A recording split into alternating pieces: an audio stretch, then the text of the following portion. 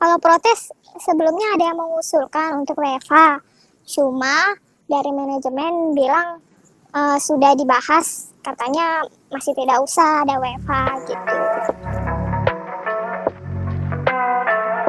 Halo guys, kembali lagi bersama gue Dian Bayu di konten Spill nih. Konten yang akan membahas seputar kejadian misteri, horor, hal lagu, skandal ataupun pokoknya gitulah.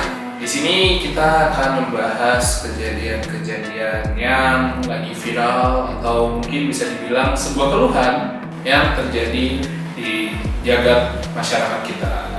Jadi kemarin gue itu habis ngobrol sama teman kita, Bapak Andre Harihandayani. Jadi kita itu sempat membahas tentang kita tuh anak WFH atau WFO sih.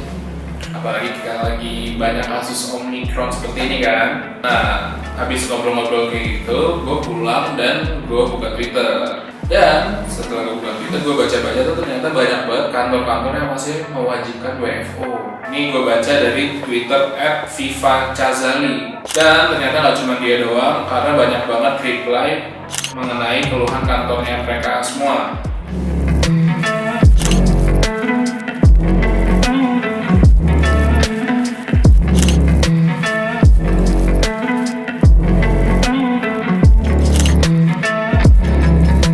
Oke, berhubung banyak banget kisah-kisah yang kita lihat tadi di Twitter tentang keluh kesahnya mereka terhadap bosnya, kantornya, yang tetap memaksakan untuk masuk kerja. Kemarin ada yang kontak kita untuk spill kisahnya dia terhadap kantornya yang tetap memaksakan untuk masuk kerja meskipun banyak pegawainya yang terpapar COVID-19.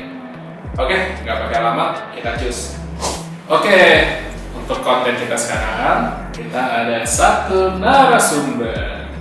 Nah, seperti biasa, disclaimer dulu, demi kenyamanan bersama, nama asli kita samakan. Sebut saja Luna. Halo Mbak Luna. Halo. Jadi kemarin temen gue ada yang mau cerita nih soal pekerjaan kantor yang mewajibkan karyawannya masuk saat lagi COVID-19 kemarin nih. Oke, pertama, lo kerja di mana? Gue kerja di suatu agensi di Tangerang. Udah berapa lama? Ini jalan tahun ketiga. Posisi lo apa di kantor? Posisi gue sih di sini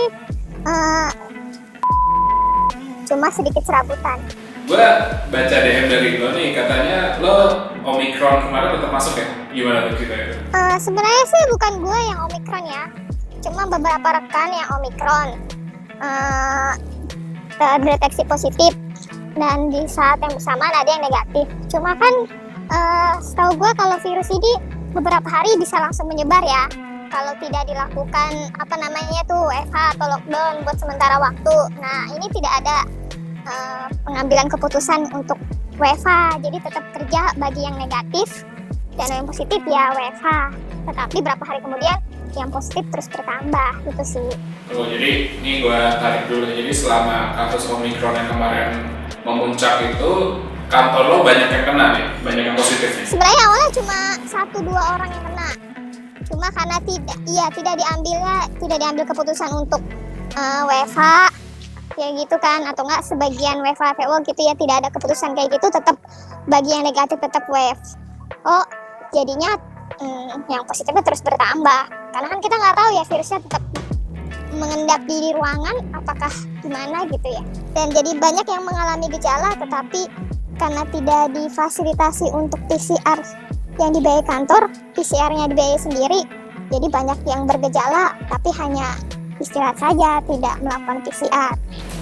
Oke, jadi untuk tes COVID sendiri itu tetap harus bayar sendiri, berarti kantor tidak menanggung sama sekali? Kantor hanya menanggung pas pertama di awal, tapi setelah besoknya kalau ada gejala lagi, PCR dengan biaya sendiri. Karena bahaya juga ya, apalagi kan kita anak-anak agensi ini kan duitnya duit mepet lah ya. Udah duit mepet ya, ada cuan dikit aja diambil gitu ya. Iya, udah duit mepet, kerjaan banyak, sakit dikit suruh masuk tapi nggak mau menanggung PCR. Pantesan banyak yang akhirnya terpapar Omicron. Sebetulnya kerjaan lo bisa nggak sih untuk dikerjain di rumah? Sebenarnya kalau untuk anak agensi bisa ya buat kerjain di rumah, kan hanya bisa melalui by telepon atau by Zoom, by Google Meet bisa kan buat make sure lebih jelas. Apalagi kalau tim-tim anak kreatif yang ngedesain, malah kalau sendiri kan seharusnya mereka bisa lebih fokus ya. Iya sih. Kebetulan kan gue juga pernah lah jadi AE. Justru kan tim-tim kreatif khususnya tim juga perlu ada tapi nggak perlu ada fisiknya nggak sih sebetulnya? Iya, nggak kecuali kalau emang ada yang perlu ya dateng, tapi maksudnya nggak harus setiap hari. Oke. Paling kalau ada yang perlu tanda tangan basah, ya itu ke kantor, is okay. Kalau tadi kan dari kisah lo nih, kalau dari teman-teman kantor lo tuh ada yang protes gak sih sebetulnya tentang kebijakan kantornya yang nggak jelas ini? Kalau protes, sebelumnya ada yang mengusulkan untuk WFH. Cuma dari manajemen bilang sudah dibahas, katanya masih tidak usah ada WFH gitu. Oke, jadi statusnya para karyawannya itu sudah mengusulkan untuk WFH, tetapi pihak manajemennya mengatakan tidak gitu. Iya, Ya, serem juga manajemen lo. Kalau misalnya manajemennya kayak gitu, emang bos lo kayak gimana sih orangnya? bosnya ya biasalah, namanya bos, yang penting cuan terus ada ya.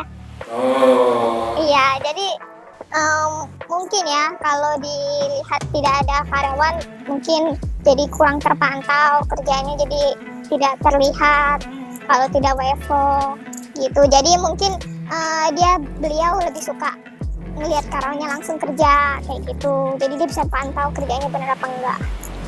Berarti ini gua sedikit menerka aja ya. Berarti bisa dikatakan bos lo itu sedikit, Menurut gue sih sedikit kurang kepercayaan terhadap karyawannya.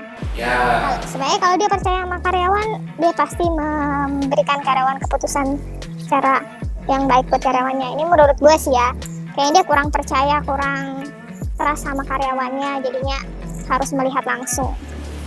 Gue sih kalau dari beberapa pengalaman gue di agency sebelumnya, bos yang kayak gitu tuh biasanya bos-bos yang apapun demi klien, tidak memperdulikan kesejahteraan karyawan. Bos lo gitu nggak? Ya, karena dia pikir hanya klien yang bisa memberikan dia cuan.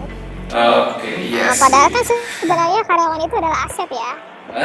Begitulah. Kalau tidak ada karyawan, ya cuan juga tidak bisa mengalir. Betul sekali. Pas pandemi gini, gaji lu dipotong nggak? Kalau untuk pandemi tahun ini sih enggak, cuma pandemi tahun kemarin yang masih waktu pertama itu dipotong. Oh, berarti waktu PSBB itu dipotong ya berarti? 2020 berarti? Iya, yang waktu tahun kemarin. Oke, tetapi seiring berjalannya waktu nih, ini kan udah tahun kedua pandemi berarti ya? Itu dari gaji lu yang dipotong itu udah balik normal lagi atau gimana? Iya, sudah kembali normal. Sudah kembali normal? Berarti udah naik gaji lah ya? Naik gaji ya, tapi ini naik gaji ya kalau kita mengajukan ya, kalau kita tidak mengajukan ya tidak ada naik gaji. Oh gitu, justru naik gaji itu harus mengajukan, bukan inisiatif Iya. dari manajemen. Iya, Wow. Mbak Luna, mau nanya dong. Terakhir nih, pertanyaan terakhir nih. Dari kantor lo itu tuh memprovide asuransi nggak sih? Antara asuransi atau pokoknya tunjangan-tunjangan kesehatan deh buat para karyawan. belum ada ya asuransi pribadi, cuma baru per bulan ini baru mau mengajukan BPJS dari melalui pemerintah. Tunggu. Jadi selama lo 3 tahun tuh nggak pernah ada asuransi. Iya. Dan baru sekarang mau mengajukan BPJS pemerintah. Iya, BPJS kesehatan dari pemerintah. Wow. Gua boleh tepuk tangan ya buat bos lo? Mungkin itu aja tadi Mbak Luna. Makasih banyak nih atas kisah-kisahnya yang udah di-share ke kita. Oke. Oke. Thank you juga. Terima kasih Mbak Luna. Oke guys, gitu dulu cerita kita hari ini. Mungkin kalau misalnya kalian punya kisah-kisah di perkantoran, atau kisah-kisah masa lalu, atau kisah sama mantan, atau kisah teman lo, jangan lupa share ke kita. Nanti kita akan ceritakan di spill nih. Bye-bye.